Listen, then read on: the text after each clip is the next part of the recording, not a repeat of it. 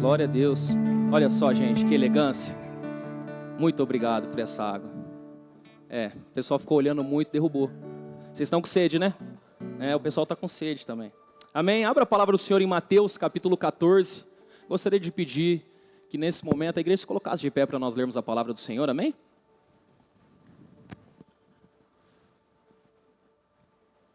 Obrigado, Marcão.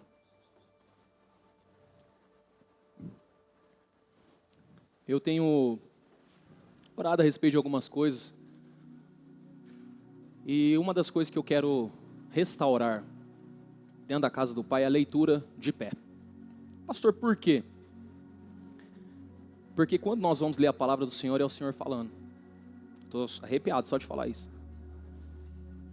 E se você vai num tribunal, quando o juiz entra, todos se colocam de pé, não é verdade? Não é verdade, pastor? Se você vai num casamento, quando a noiva vai entrar, todos se colocam de pé. Ensinar um respeito daquela pessoa que está chegando naquele lugar.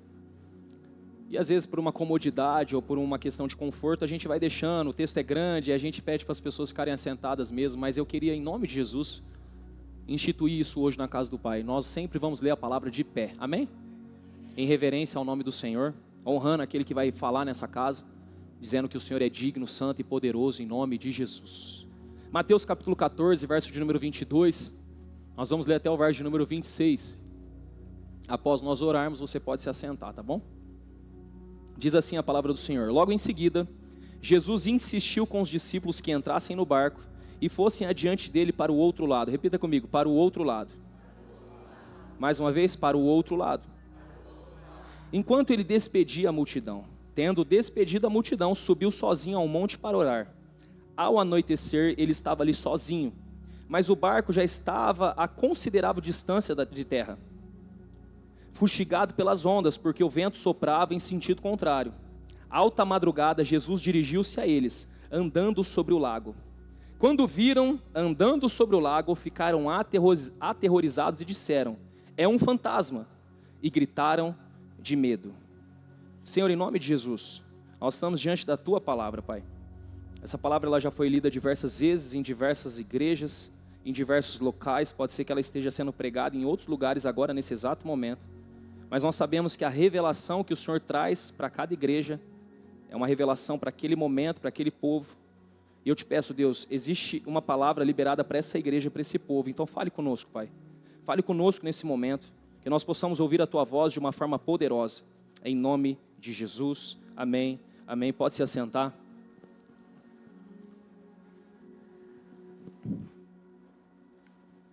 Eu costumo, sempre que vou começar a pregar, eu sempre tento trazer para vocês o contexto do que está acontecendo, porque é bom a gente se situar na história. O contexto aqui vai dizer que Jesus estava pregando a uma multidão, então ele insiste com os discípulos: vão para o outro lado. Irmão, não sei você, mas quando você insiste para fazer algo, significa que você já pediu algumas vezes, a pessoa não fez, então você precisa insistir, sim ou não? Geralmente eu tenho que insistir com o Davi para ele colocar sapato para vir para a igreja. Vamos Davi, vamos Davi, vamos Davi. É uma insistência, você tem que ficar falando várias vezes, né? Às vezes sua esposa tem que falar várias vezes para você lavar a louça, é uma insistência, né? Deus vai falando aí na igreja em nome de Jesus. Você vai percebendo ali que Jesus, ele fala com os discípulos: eu estou mandando, vão para o outro lado. E quando Jesus libera uma palavra para você dizendo: vá para o outro lado, a única certeza e convicção você tem que ter na tua vida é a seguinte: você vai chegar do outro lado. Se você não entendeu, eu vou falar de novo. Quando Jesus insiste com você para que você faça algo, e Ele diz: vá para o outro lado, a única convicção que você tem que ter na tua vida é a seguinte: você vai chegar do outro lado. Você vai chegar do outro lado. Se Deus insiste com você para que você um dia se torne um pastor, você só tem que ter uma convicção: não sei como, não sei quando, nem a forma, mas um dia eu vou ser pastor. Porque quando Deus libera uma palavra sobre você, não tem como fugir daquilo que foi liberado sobre a sua vida. Você pode correr, você pode ir por outros caminhos, mas a sensação é que você sempre vai ser fisgado pelo amor de Deus e Ele vai te puxar de volta. Você pode dizer: eu não quero mais. Mas quando há uma insistência da parte de Deus, ainda que você tente algumas formas, você permanece naquilo que Deus está falando com você. E esse texto vai falar que Jesus insistiu: vamos por outro lado. Só que Jesus não entra no barco. Jesus, ele simplesmente despede a multidão e sobe para orar sozinho. O texto vai dizer e deixar bem claro, ele estava sozinho. Mas quando você vai ler a Bíblia, irmão, você precisa analisar cada detalhe da Bíblia. E não só no livro que você está lendo, mas nos outros livros que citam essa mesma história. E a visão de Mateus vai dizer que Jesus subiu para orar e depois veio andando sobre as águas e ali encontra os discípulos e eles estavam morrendo de medo achando que era um fantasma. Mas quando você vai para Marcos, existe um detalhe específico em Marcos que fala no meu e no seu coração, que é Marcos capítulo 6, verso de número 48. Ele vai dizer assim, ó, ele viu os discípulos remando com dificuldade, porque o vento soprava contra eles. À alta madrugada, Jesus dirigiu-se a eles andando sobre o lago e estava a ponto de passar por eles. O detalhe desse texto é que vai dizer que Jesus viu os discípulos remando com dificuldade. Mateus não vai descrever que os discípulos estavam remando com dificuldade, mas Marcos vai dizer que Jesus viu a situação. E muitos de nós não nos atentamos ao detalhe que Jesus é um Deus que percebe a dificuldade que estamos passando. Nós não se atentamos à situação que mesmo quando Deus nos dá uma ordem, nos manda fazer algo, Ele não nos deixa desassistidos, Ele não nos deixa abandonado. Ele pode não estar no barco, mas Ele não tirou os olhos de você, irmão. Quando Deus te leva a algum lugar, Deus te leva a algum ambiente, pode parecer que Deus não está trabalhando, pode parecer que Deus está em silêncio, mas nada nega, Deus continua te vendo. Ele viu os discípulos remando com dificuldade. Se você está passando por um momento de luta e dificuldade, saiba de uma coisa, Jesus está vendo você. Pode parecer que é uma palavra simples, simplesmente um jargão de pregador, algo que tenta motivar as pessoas ou tirar um glória a Deus de você, mas quando nós vamos olhar a palavra, nós vamos perceber que os olhos do Senhor estão sobre nós, Ele vê a nossa dificuldade. Para quem está tranquilo hoje, ouvir isso é normal, mas para quem está passando pelo pior momento da tua vida, saber que Jesus está te vendo, irmão, é um alívio. Porque quando chegam os piores dias da sua vida, quando chega momentos que você está remando com dificuldade, você acha que você vai morrer, se você só sente, ou se você só ouve alguém dizendo, Jesus está te vendo, isso muda a tua história. Então eu estou aqui hoje como boca de Deus para falar para você que está passando pelo pior momento da tua vida. Pode ser que quase ninguém aqui entenda o que você está passando, ou pode ser que essa palavra possa ser natural demais para algumas pessoas aqui, mas para você em específico, Deus te trouxe aqui para te dizer, eu estou te vendo no sofrimento. Eu estou te vendo. Eu estou te vendo remando com dificuldade. Jesus nos vê, irmão. João capítulo 5, do verso de número 3, vai dizer, ali costumava ficar um grande número de pessoas doentes, inválidas, cegos, mancos e paralíticos. Um dos que estavam ali era paralítico, fazia 38 anos. Quando o viu deitado, quando Jesus o viu, ele estava passando por um momento de dificuldade, 38 anos, paralítico, sem ninguém, desassistido pelas pessoas, desinteressado diante da sociedade, ninguém se importava com o cara. Mas chega um momento que Jesus chega no cenário. Chega um momento que Jesus aparece, no meio das injustiças, no meio das dores, no meio da calamidade da vida. Ele simplesmente aparece e ele fala, eu estou te vendo. Eu estou te vendo nessa luta, eu estou te vendo nessa dificuldade, eu estou te vendo e eu sei que não está fácil passar por isso. Eu vejo você remando com dificuldade, mas a certeza que você precisa ter é a seguinte, você vai chegar do outro lado, cara. A primeira coisa que eu preciso entender é, Deus está me vendo. Gênesis capítulo 16, verso de número 13. Este foi o nome que ela deu ao Senhor, que lhe havia falado, tu és o Deus que me vê. Pois disse, teria eu visto aquele que me vê? Agar estava desesperada, ela é mandada embora de casa com uma criança. Seu marido simplesmente despede ela, manda ela embora, ela pega tudo, ela vai, e aí de repente ela chega num momento de caos, mas ela diz, tu és o Deus que me vê. Deus me vê no momento de maior calamidade da minha vida, e Ele não se esquece de mim, Ele me vê. Parece que é uma palavra simples, mas às vezes nós precisamos relembrar algumas pessoas que Deus viu você remando com dificuldade em 2025. Deus viu como foi difícil para você o mês de novembro. Deus viu a dor e o sofrimento que você passou. Pastor, e aí? E aí que Deus viu? E Deus está dizendo, vai chegar do outro lado. Eu preciso crer nessa palavra, eu preciso acreditar que a palavra do Deus vivo é poderosa. Ele nos vê. Êxodo capítulo 3, verso de número 7. Mais um versículo para você saber. O Senhor disse, tenho visto claramente a opressão sobre o meu povo no Egito. Tenho visto. Meu povo está sendo oprimido. Eu tenho escutado o clamor daqueles que clamam por mim. Deus nos vê, irmão. Porque se Deus não estivesse nos vendo, tudo que nós estamos vivendo aqui é um teatro. As orações que são feitas aqui são só emocionais se Deus não estivesse nos vendo. Os glória a Deus e os pulos que damos são só para alimentar a nossa motivação, que dura de 30 minutos a 3 dias no máximo. Mas quando eu sei que Deus me vê, irmão, eu continuo remando com dificuldade, sabendo que Deus me mandou, e se Ele insistiu para que eu vá, eu vou. Mesmo não entendendo, mesmo não compreendendo, se Ele falou que vai acontecer, vai acontecer. Se Deus tirou você de um trabalho e está te levando para outro, pode ser que você não está entendendo nada. Deus está te vendo, Deus sabe de coisas que você não sabe, Deus ouve coisas que você não ouve, Deus está fazendo coisas que você nem imagina. Ele vê. Mas o que eu preciso fazer? Confiar. Não é fácil confiar quando todas essas coisas estão acontecendo. Por que não é fácil confiar? Porque no meio do processo, você vai perceber que quando Jesus vem andando, eles tiveram medo. Olha o que vai dizer o texto, Mateus capítulo 14, verso número 25 ao 26. Alta madrugada, Jesus dirigiu-se a eles, andando sobre o lago. Quando o viram andando sobre o lago, ficaram aterrorizados e disseram, é um fantasma. E gritaram de medo. Repita comigo, medo. Jesus está nos vendo, irmão. Mas o medo faz com que a gente não veja o Jesus que está nos vendo. Jesus está nos vendo. Mas o medo nos faz não enxergar as maravilhas que Deus está fazendo sobre nós. O medo turva a nossa visão. O medo faz com que a gente enxergue coisas que aparentemente são pequenas demais se transformarem em coisas grandes demais.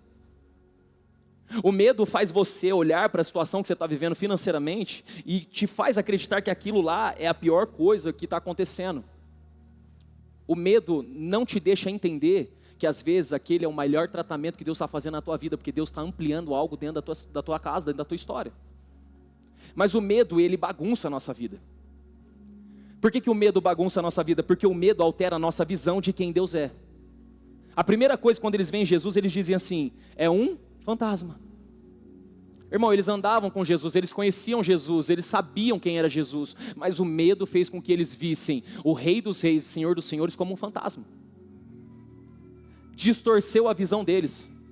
O medo faz a sua vista, a sua visão se distorcer de quem Deus é. O medo de perder o casamento, o medo de perder a casa, o medo de perder a família, o medo de perder o propósito, o medo de se perder, o medo de pecar, o medo quando ele entra dentro de nós, ele nos faz pensar que o Deus que era bondoso se tornou um Deus maldoso. Como assim, pastor? Gênesis capítulo 3, verso número 9 ao verso número 10. Olha o que vai dizer. O Senhor Deus, porém, chamou o homem e perguntou, aonde você está? E ele respondeu, eu te ouvi no jardim e fiquei com medo. Eu te ouvi e eu fiquei com medo, porque eu estava nu e por isso eu me escondi. Mas Deus não descia todos os dias no jardim? Sim ou não? Mas o medo faz a gente achar que um pai bondoso se tornou um pai maldoso. Preste atenção na pergunta que Deus fez para ele. A pergunta foi aonde você está e não o que você fez. Porque o seu posicionamento diante do pecado é mais importante do que o próprio pecado que você cometeu. Como assim, pastor? Isso parece uma heresia. O posicionamento de Pedro ao pedir perdão para Jesus foi mais importante do que ter negado Jesus.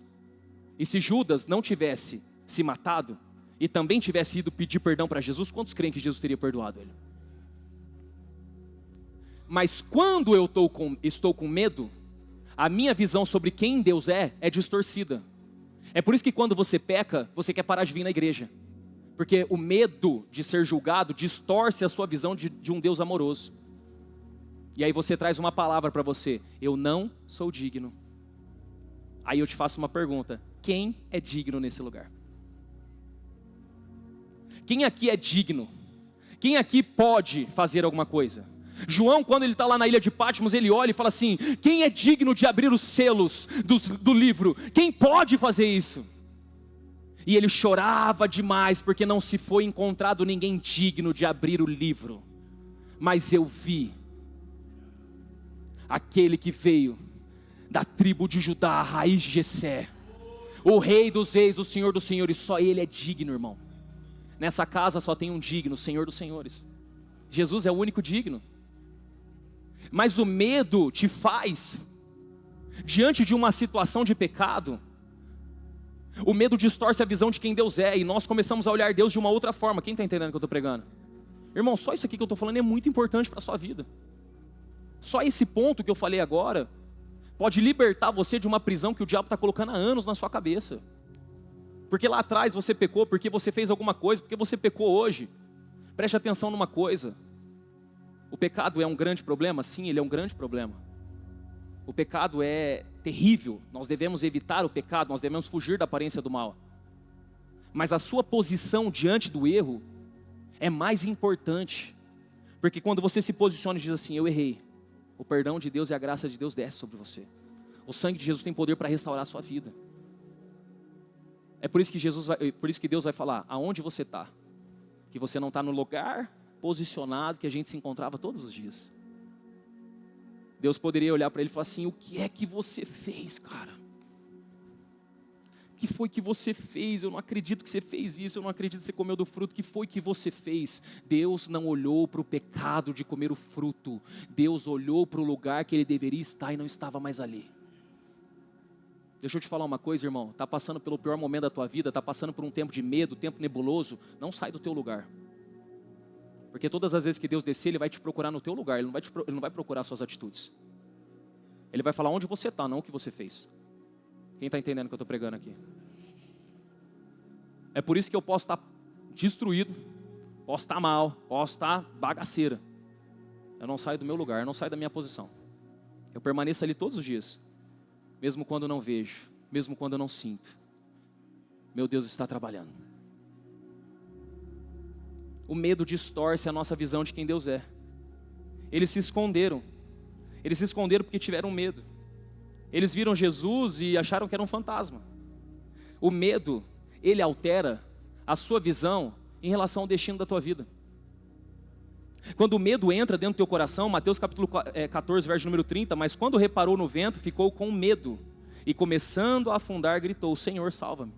Ele estava indo na direção de Jesus, ele estava andando sobre as águas, indo em direção a Jesus, mas quando ele tirou os olhos e viu a situação ao redor, ele ficou com medo, e o medo faz você parar de olhar para o seu destino e faz você olhar para a circunstância. Irmão, eu estou pregando uma palavra que você já ouviu ela várias vezes, eu só estou aqui para te lembrar. Ele estava indo a caminho de Jesus. Pedro estava andando sobre as águas, indo até Jesus, mas o medo fez ele parar. O medo tem feito pessoas pararem projetos lindos dentro dessa casa. Por medo de se envolver, por medo de se relacionar, por medo de tentar novamente, por medo de subir no altar de novo, por medo de se ferir novamente com pessoas, o medo está afastando você. Está te tirando do teu destino profético. Está te afastando do propósito que Deus tem para a tua história. Já era para você estar fazendo e vivendo tantas coisas com o Senhor. Já era para você estar andando sobre as águas. Já era para você estar experimentando milagres. Mas o medo está fazendo você afundar, porque você está olhando para a circunstância. Não, pastor, eu não vou tentar. Não, pastor, eu não vou fazer. Não, é perigoso. Não, eu não vou tentar arriscar em começar minha empresa. Não, eu não vou tentar trocar de trabalho. Não, eu vou permanecer. E Deus está chamando você. Deus está te levando para algo mais profundo. Mas você tem medo. Você tem medo de tomar decisão por um casamento. Vou me casar. Mas o medo de fazer você te faz acreditar que você não vai conseguir pagar o casamento. O medo rouba você do destino profético que Deus tem para você. Você tem medo de começar uma faculdade ano que vem. Você tem medo de começar o seminário. Você tem medo de perder as pessoas ao seu redor. O medo te faz olhar para a circunstância e perder o destino. Ele estava indo até Jesus, mas ele para. E ele começa a olhar para o lado. Irmão, para de olhar para o lado. Para de ter medo. Se Deus está te chamando para viver águas mais profundas com Ele, então avance. Aqueles que são cheios do Espírito, eles são guiados pelo Espírito. E se Deus está soprando algo dentro do teu coração hoje, num culto de quinta-feira, Deus está falando para você, não tenha medo, eu estou insistindo com você, vá para o outro lado. Eu estou te dando uma ordem. Mas você está com medo. Você está com medo de começar o que Deus mandou você começar. Porque o medo te faz olhar para a circunstância e te faz perder o destino. 1 Samuel 17, verso de número 24 ao 25 vai dizer: quando os israelitas viram o homem, todos fugiram cheios de medo. Quando os israelitas viram o gigante, eles começaram a fugir de medo. E os israelitas diziam entre si: vocês viram aquele homem que subiu? Ele veio desafiar Israel. O rei dará grandes riquezas a quem o vencer. Também lhe dará a sua filha em casamento. E isentará de impostos em Israel a família do seu pai. O que separava aqueles homens de viver riquezas, casamento e isenção de impostos foi o medo. Irmão, vamos jogar real aqui. Quem aqui está numa fase da vida que se eu falasse para vocês assim, ó, faz um trampo para mim aí que vocês vão casar, vocês vão ficar ricos, vocês não vão pagar mais imposto. Irmão, tem um monte de gente aqui que faria. Né, Val? Tá dando risada por quê, Val? Irmão, só se falar assim, só para casar, pastor, só de eu casar já tá bom. Não precisa nem da riqueza, pastor, só precisa de um casamento. A vida tá, só um casamento já tá bom. Esses homens ficaram com medo da situação. O medo te rouba das promessas que Deus tem para você. O medo está roubando você de viver águas mais profundas com Deus. Por que você não tirou seu passaporte ainda? Por que você não vai tentar ser o visto? Ah não, eu tenho medo, vai que não dá certo. Ah, eu tenho medo. Não, deixa isso para lá. Por que você não foi na casa que você tem um sonho de morar e colocou o pé lá e falou assim, eu creio que Deus vai fazer eu morar nesse lugar? Ah não, eu tenho medo que as pessoas vão pensar. Por que você não colocou o teu Instagram ainda para rodar e começou a fazer vídeo alcançando pessoas através do Evangelho? Ah não, tenho medo do julgamento, da opinião das pessoas. O medo te faz ficar distante da promessa que Deus tem para a sua vida. Por que você não me procurou ainda falando que você quer pregar aqui na igreja? Vou falar. O máximo que você vai ouvir é falar assim, vamos orar. Mas deixa eu te falar uma coisa, irmão. Não deixa o medo travar aquilo que Deus tem para a tua vida. Não deixa o medo impedir você de acessar aquilo que Deus tem para a tua história. O medo fez com que um exército inteiro fugisse. Mas um único homem se levantou diante de todo esse exército e disse, eu creio na promessa. Não sou eu que vou contra esse gigante, mas é o Deus dos exércitos que vai contra esse gigante. Não sou eu que vou lutar com você, Golias, mas o Deus de Israel vai lutar com você. Quem é esse? Quem é esse incircunciso que desafiou o rei dos exércitos? Quem o diabo acha que é para tentar parar os planos de Deus sobre a tua vida? O que o vento forte e a tempestade acha que é para parar aquilo que Deus falou? Se Deus falou vem, então vem, irmão. Não existe mar, não existe tempestade, não existe vento forte que possa impedir aquilo que a palavra de Deus foi liberada sobre a tua vida. Vem. Mas nós temos medo. O medo, quando entra no nosso coração, nos afasta de Deus. O medo, quando entra no nosso coração, nos afasta do destino que Deus tem para nós. O medo, irmão, ele altera a sua visão de quem você é.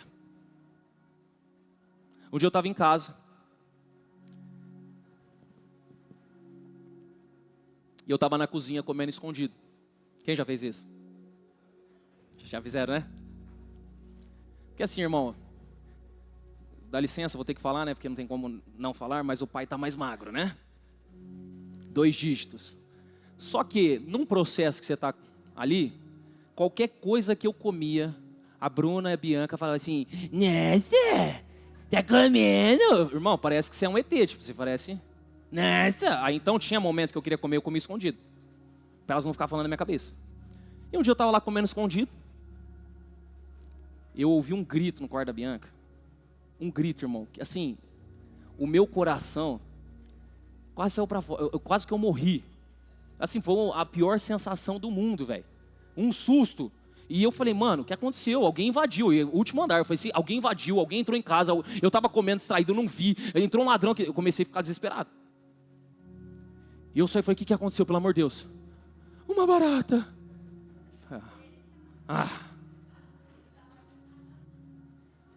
Acordou Davi, acordou Bruno, todo mundo sai para ver uma barata.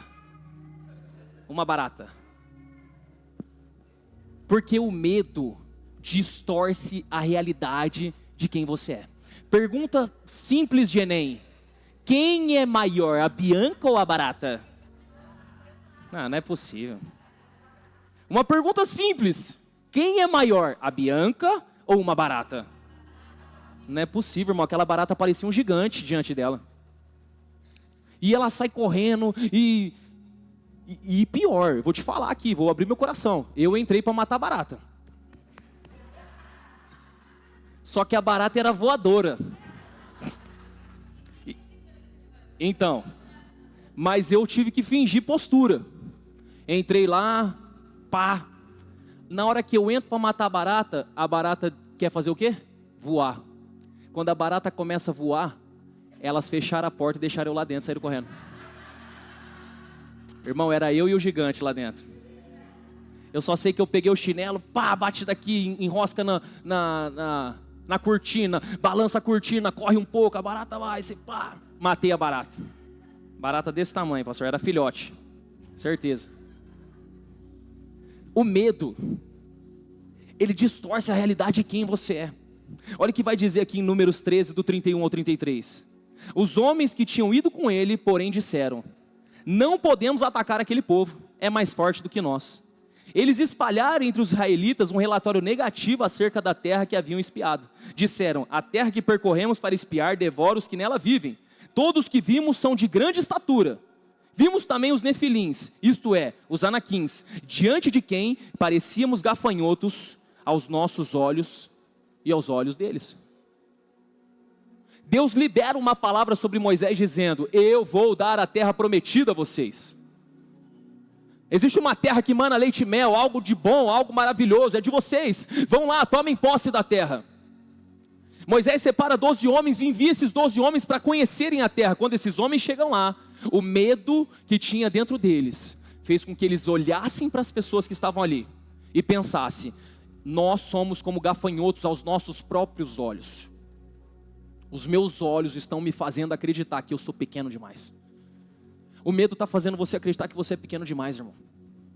O medo está fazendo você acreditar que você não vai conseguir gerenciar aquela empresa. O medo está fazendo você acreditar que você não tem capacidade para poder gerenciar algum negócio. O medo está te colocando na tua cabeça que você não vai ser um bom pai, nem que você vai ser um bom marido, nem que você vai ser uma boa esposa. O medo está fazendo você não deixar você engravidar, porque está diminuindo quem você é. O medo te faz se diminuir diante de situações. O medo te faz olhar e achar que todo mundo é maior que você. Todo mundo é mais importante que você. Todo mundo é grande, você é pequeno. O medo distorce quem você é diante de Deus. Mas João capítulo 1, verso número 12 vai dizer: contudo, aos que receberam e aos que creram em seu nome, deu-lhes autoridade de se tornarem filhos de Deus. O Senhor me trouxe aqui para te lembrar uma coisa: você creu nele, se você creu, você é filho dele. E se eu sou filho dele, Romanos capítulo 8, verso número 17 vai dizer: e se somos filhos, também somos herdeiros de Deus, e cordeiros com Cristo. Se de fato sofremos com ele, também com ele seremos glorificados. O Senhor está tentando te lembrar que o mundo pode tentar colocar algumas situações diante de você, até umas baratas diante de você, mas você é filho de Deus. Se você orar, Deus vai fazer. Pode um filho pedir algo para o pai e o pai não fazer, irmão? Que filho pedindo para o pai pão, ele vai dar pedra? Você é filho de Deus, cara. Mas o medo te cega, te faz se esconder atrás de um arbusto. O medo faz você ver Jesus e achar que ele é um fantasma. Mas eu te trouxe uma palavra hoje aqui de 1 Pedro 2,9. Vocês, porém, são geração eleita, sacerdócio real, nação santa, povo exclusivo de Deus. Nós somos a igreja do Senhor. O medo não vai parar a igreja, o medo não vai parar a tua casa, o medo não vai parar o teu casamento. Mesmo que aos teus olhos pareça impossível conquistar a terra. Eu quero te lembrar uma coisa: que o medo não venha te fazer você se esquecer de tudo que Deus já fez na sua vida. 1 Reis capítulo 19, verso número 2 ao 3. Por isso Jezabel mandou um mensageiro a Elias para dizer-lhe: que os deuses me castiguem com todo rigor, se amanhã, a esta hora, eu não fizer com a sua vida o que você fez com a deles. Elias teve medo e fugiu para salvar a própria vida. E quando chegou a Berseba de Judá, deixou o seu servo. Elias foi um homem que fez muitas coisas, mas o medo parou o ministério dele. Porque ele se esqueceu daquilo que Deus tinha feito na vida dele.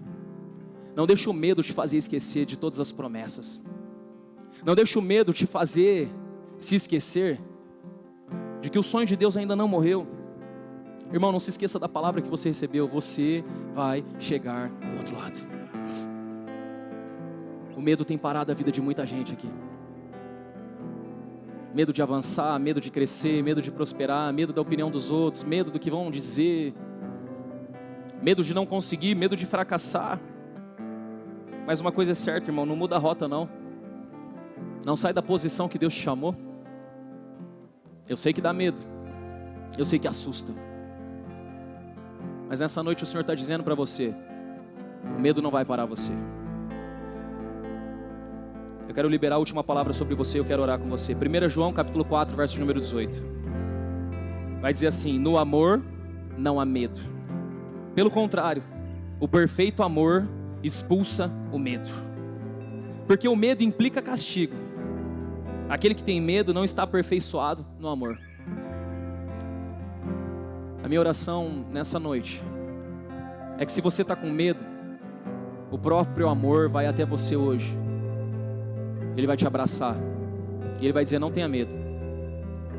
Não tenha medo.